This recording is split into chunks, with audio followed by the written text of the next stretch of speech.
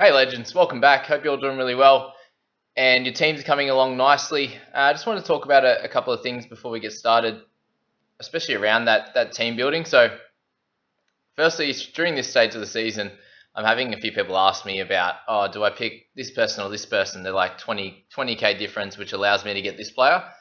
Just remember that over the next few weeks, you're going to change your team a lot. Try not to worry about, oh, do I pick this guy because he's a little bit cheaper just so I can get this.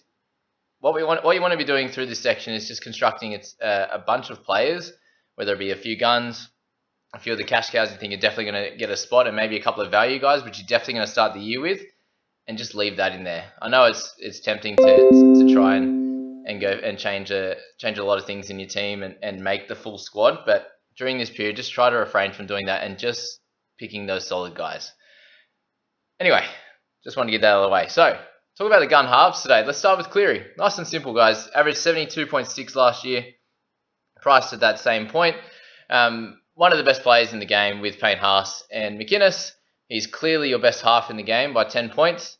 And what we're going to go through is his scoring. So you can see it's pretty ridiculous, right? Played the entire season.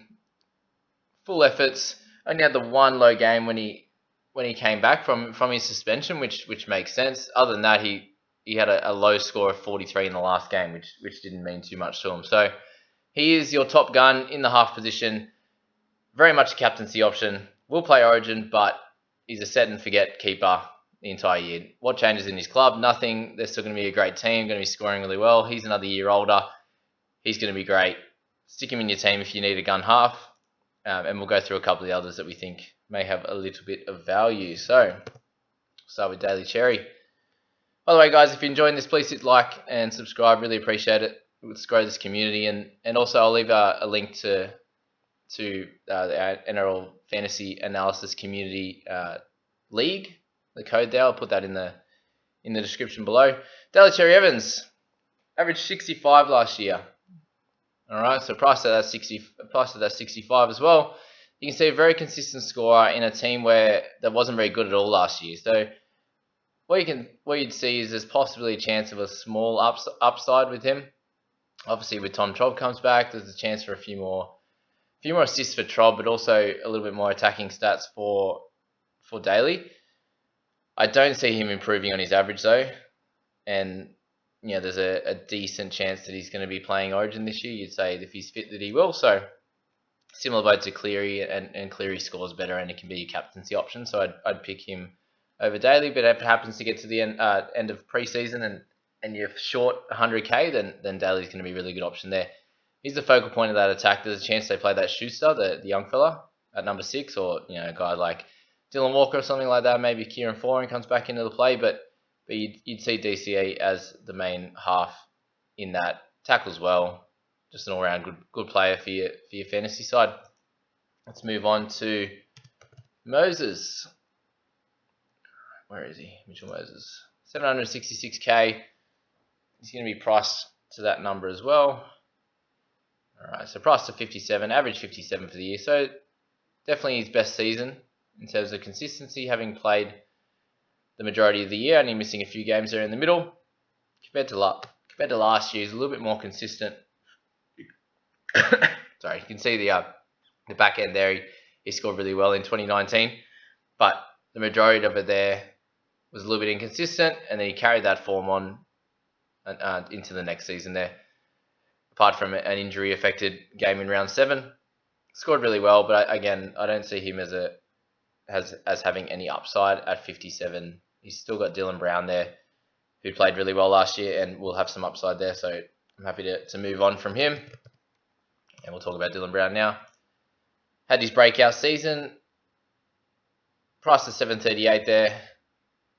And has a score of 55 average. So, as I said, breakout season. Had a lot of good games. I just don't see much upside for him. I don't really want to talk about him too much further. They have a lot of weapons on their field. They had a really good year for the most part last year, and that's where he got the majority of his great scores. You can see the back end there. He's getting a bunch of 30. So you see the Eels are going to have to play really well for him to score great, as per normal, like the start of last season when he went well. All right, we've got Kyle Flanagan. He moves over to the Dogs. He's 726k, just as a half, 54 average. Okay, so he moves over from a team in the Roosters who were one of the best attacking teams in the comp. He got to kick a hell of a lot of goals. You can see 9, 7, 6, 3, 4, 5, 4, right? A lot of goals in there. He's not going to get the same amount of goals that he will at the Roosters as he will at the Dogs. Did kick for a fair few meters at 300 with Cleary not kicking as much. Like he's just a normal couple hundred per game. But you should see an uptick in his kick meters depending on especially who plays next to him. So if Averillo or someone like that, Wakeham, those kind of guys play next to him, then he should be kicking for 500, 600 meters. So you should see an uptick in that, but I doubt you see an improvement in his goal kicking.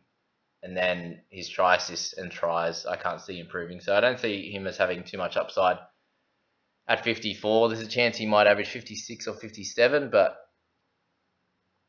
I'd say there's a small amount of downside just for the fact that I think he's going to be the main half, where he wasn't the main half at Roosters, but they're just in not as good a team, and you'll see those type of guys, especially him. A lot of his points come from those tries and goals. You can see he scored a bunch of tries and the try assist there. So yeah, that's all I'm going to say on Flanagan.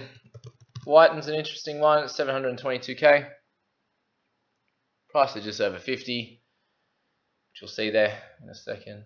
Computer's loading. 54, so very up and down as well. When he scores tries, he does well, and then he had a little consistent point there through the back end.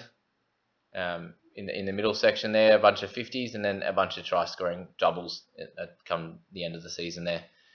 So you can see that he is someone that scores a bunch of tries, and there was more tries this year than ever before, which makes sense. That coming off an amazing grand final loss the year before, came into the season looking to establish himself as one of the best sixers in the game, and he has done that. But the theory, this year against again with the Raiders against the world here, are they going to be a better team? I'd say they're going to be decent, but losing someone like Kotrick might hurt them a little bit. And Bateman, are they going to be as good?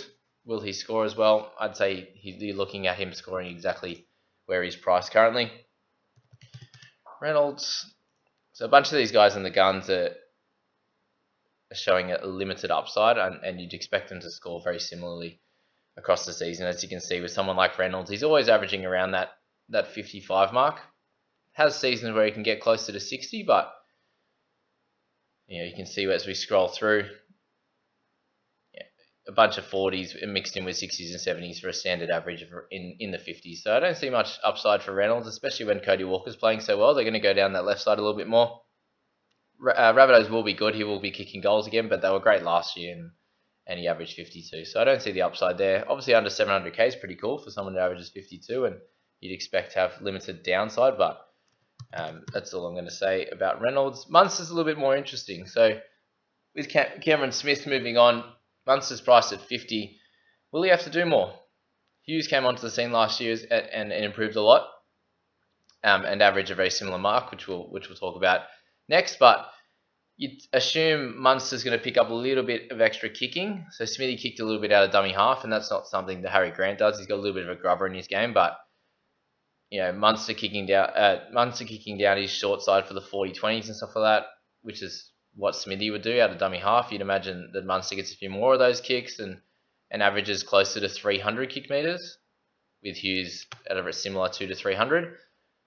But just the inconsistencies you'd hope for him to take out of his game in this upcoming season. He had a couple of little injuries to knee and hamstring there, so that hampered him a little bit as he sort of played through it a bit. But you can see that I personally see a chance of him averaging closer to 55 for the season. So it gives him a little bit of upside and someone that you could keep in your team for the whole season. Just remember the fact that he's going to play Origin, so, and he's the best in Origin at the moment. So yeah, that's my thoughts on him. I see a little bit more upside with him than other guys, and price is 670k. I think he's a decent option there, but you can see he's got his counterpart in Jerome Hughes at 678, priced at 51.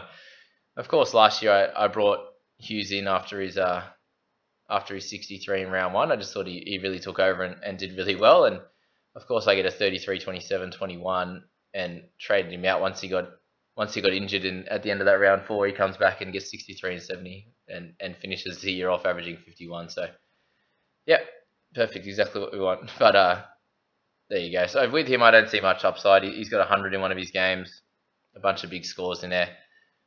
Storm will be good, but I don't see him averaging anything over 50. I see Munster having a little bit more upside than Hughes, just for the fact that he's a better player. So, an interesting one for me here is Jamal Fogarty at 666.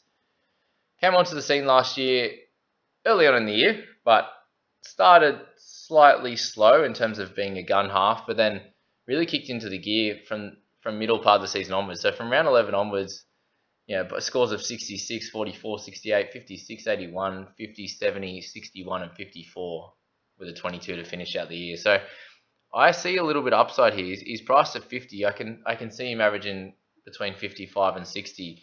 With the Titans improving as a team, he gets a couple of the big boppers around him in Fafita, who's going to be on his side on the right. You'd imagine so anyway. To hit him for short balls for try assists, and then there's an even better chance of him dummying and going himself when he's got someone like that on his outside, and he might have Tino through the middle on either side of him, and just gives him an extra chance of getting a tackle break or a try himself. So I see him being priced at around 750 by the end of the year, and I'm thinking about him in my squad. He's not currently in it, but there's a chance that he might end up that way. Only thoughts is the fact that it's only his first proper season in the NRL playing for the Titans. They will be better, but how much better? And how much better can he score? Because 50 is a pretty decent score, right? Yeah, so that's my thoughts with him. But if you're tempted to bring him in, I wouldn't be against it. That's for sure. Okay, man, we talk to next. Just wanted to cover most guys, even if I wasn't sure about their price, because I'm getting a bunch of questions in the comments. So, Kurt Mann should be playing at 5'8". Had a breakout year to average 51.5. I don't see much upside there. When he went and moved and played in the hooker position, did score well as also. So it looks like it doesn't matter where he plays at the moment. He's making a lot of tackles, limited misses, sort of 3 to 4 for his 25, which is not bad for a half, but ran a lot and got a lot of tackle breaks and tries and try assists in his games. But yeah, I don't see much upside with Kurt. And his other man, Mitchy Pearce, going through a bit of turmoil as he always is, unfortunately. 670k.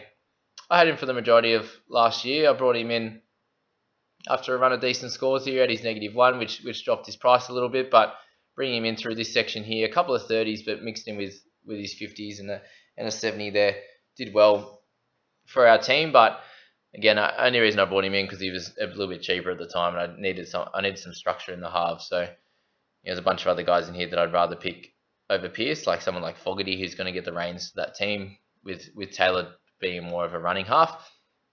I don't see Pearce as a great option. And we'll talk about Cody Walker as well, just while we're here. 646. In our next video, guys, we're going to be talking about all the players from 600 down. And there's a little bit more value in those ones, which you'll see. So I'd be leaning more to picking one of the top guns in someone like Cleary or DCE, and then maybe a middle range value play for your second one there. Cody Walker, he had a little bit slower start to the season. Let's go to the back end. A bunch of really cool scores there, a few 60s, a 96, and then obviously did pretty well in the final series too. But with him, he's too inconsistent to average in the 50s, I think. He can get the 70 or 80, but then can get the 30. So for me, he's not worth it. But you could also say, if there's a chance he doesn't play Origin, maybe, then he could be ideal to have through that middle period. But 646 is slightly tempting just with how good he's becoming as a player. He's getting better every year, but yeah, I don't see him as someone who's going to be super consistent. He might annoy you a little bit, get 3 or 4. Could get 3 or 4 average scores at the start and get injured. Those are the type of players we don't want in our squad.